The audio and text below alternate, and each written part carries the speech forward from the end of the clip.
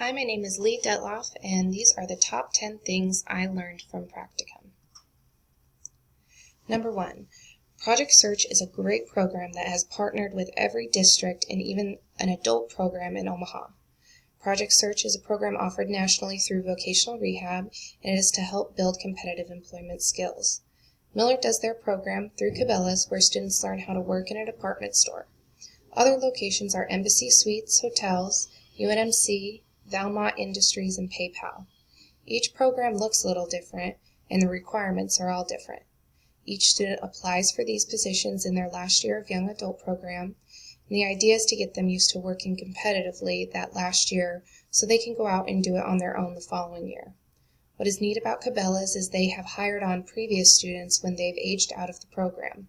Not only do I get to see the young adult students daily, but I also get to see the previous students out on their own, which is very cool. Number 2, classrooms do not need to be in classrooms. In my practicum this semester, we did our learning either at the job site or in a conference room at the job site. The majority of learning went on out in the Cabela's department floor. Even though each student was placed in a different department throughout the huge store, the teachers and staff were able to instruct and assess the students' goals. The instruction assessments looked a little differently than what you might see in a classroom environment, but the results were the same. The teacher was able to see where each student was at in their employment skills and drive her teaching from there.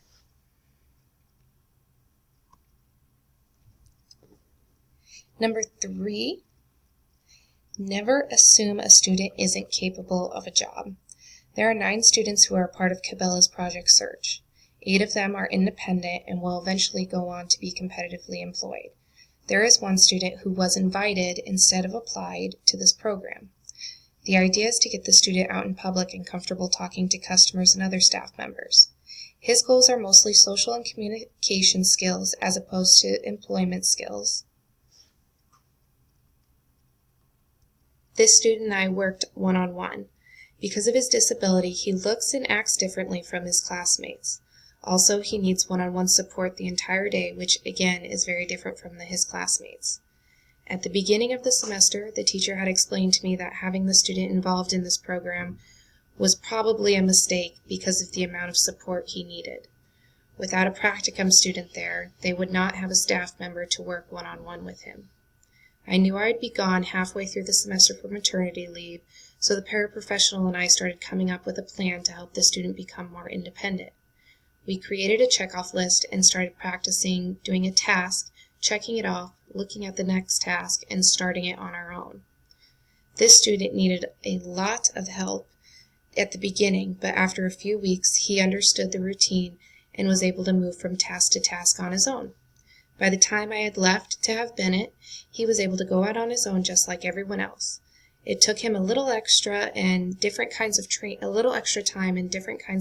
to get there, but now he is employed at Hy-Vee and, according to his mom, does not need support or a job coach with him for his shift.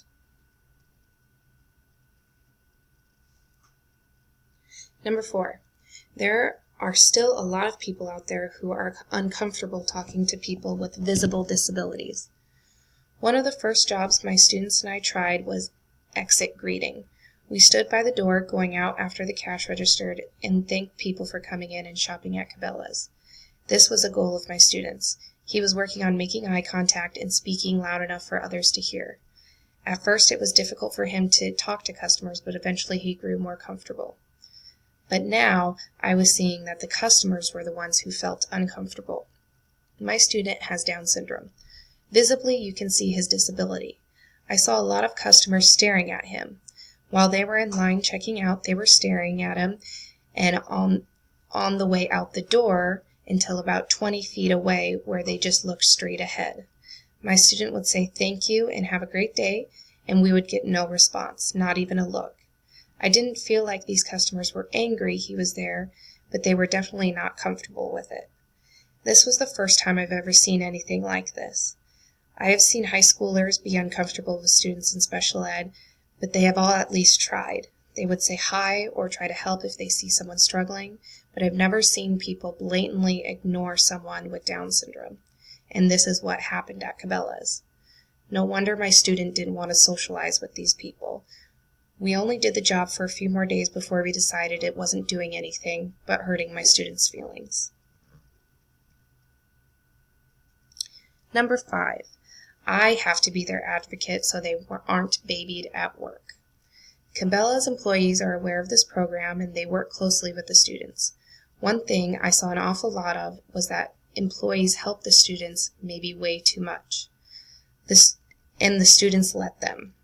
I was told to make sure the students were doing as close to 100% of the job as possible, but a lot of the time the students will ask for help and end up not doing anything at all. Also, employees let a lot of behaviors slide that would normally get someone in trouble. One incident was when a student was working in the general store.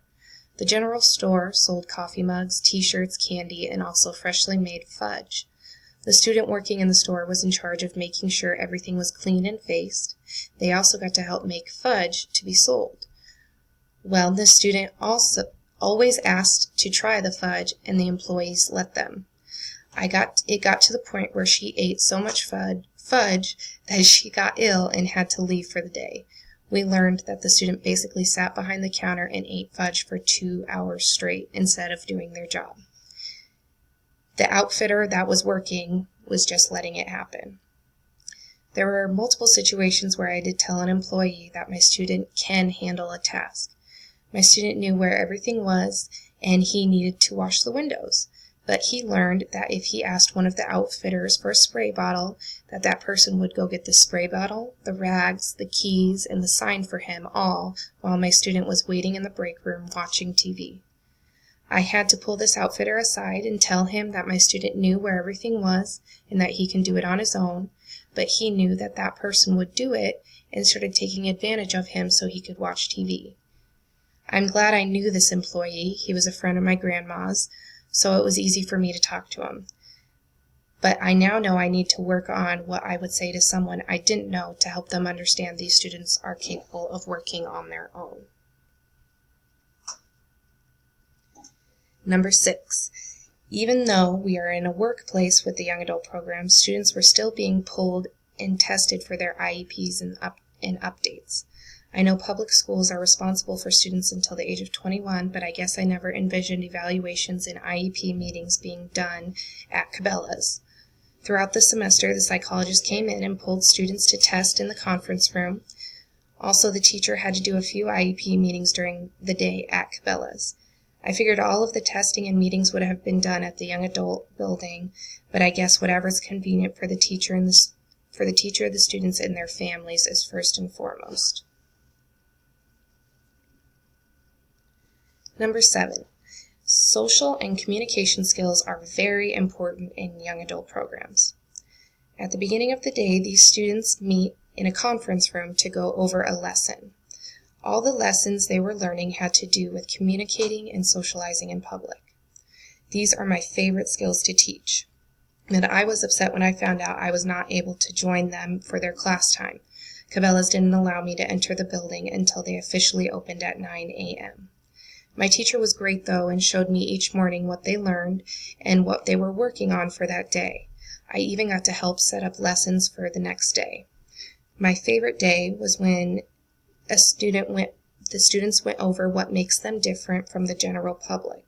They acknowledged their disabilities and some of the struggles that go along with them, and they talked about how maybe those struggles can make others feel uncomfortable. For example, one student acknowledged his autism and how it makes him worry about time management. He felt very strongly about making sure he was working during the time he was supposed to be working, and the minute it turned to 10:15 a.m. for an employee break, he dropped everything and went straight to the break room. One day, his outfitter, or the Cabela's employee that was working with him, asked him to finish a small task before taking a break. The outfitter explained that if he was 5 minutes late for break, he could stay on break for an extra 5 minutes. This student was not having it. He simply said no and proceeded to the break room. When he arrived, he was very upset that his outfitter was trying to change his schedule. We talked to him about why his outfitter wanted him to finish the task first and how it's okay to take a break at a different time if he needed to finish work. We also asked him how he thinks the outfitter felt when he said no and walked away.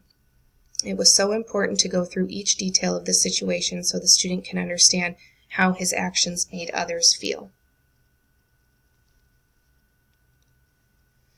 Number 8, communication with parents of students in the young adult program can be tricky. The goal of this program is to get these students as independent as possible. Sometimes that can be difficult for the parents, and sometimes that gives parents too much leeway. Some of the students' parents wanted to know what was going on at all times with their students.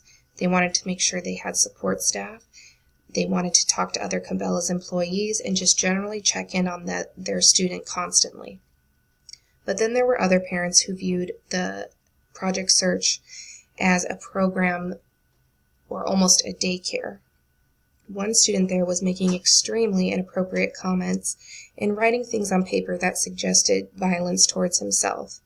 The teacher called his parents to express her concerns, but the parents basically said, "Oh, he's fine, just let him keep working." Well, if anyone were to say these things like this student was saying at this job, they would be sent home. The teacher tried to explain this to the parents, but they said it was her problem and that she should provide something for him to get over his negative thoughts. I found that my teacher was having a hard time deciding what to do. Does she help him with these negative thoughts that would normally be addressed by a therapist, or does she treat him like an employee where those issues are not allowed in the workplace? For her, it was important for the parents to understand that this is a job or career, not high school. She had to be very blunt with her expectations to both students and parents, and I believe it was difficult for some parents to understand that their child were no longer in a safe high school environment, but out in a real-world job.